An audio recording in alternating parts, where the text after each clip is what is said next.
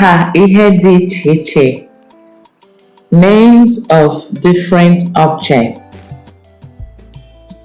Tebụlụ, table. Oche, chair. Akwa, bed.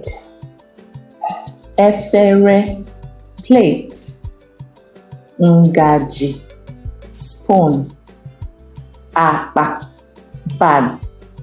Iko, cup. Ite, pot. Azịza, broom. Akwụkwọ, book. Ntụoyi, air conditioner. Ekwentị, phone. Ugegbe, mirror. Igodo, key. Ọkụ, light.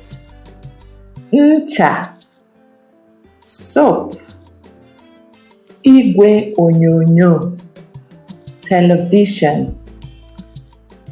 Igwe njuoyi, refrigerator. Elekere, clock. Nde akwa, pressing iron.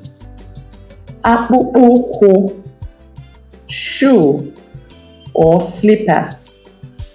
Atụ bekee, toothbrush. Mbọ, comb. Ụzọ, door. Nyo, sieve. Eku, cooker. Ikwe, mortar.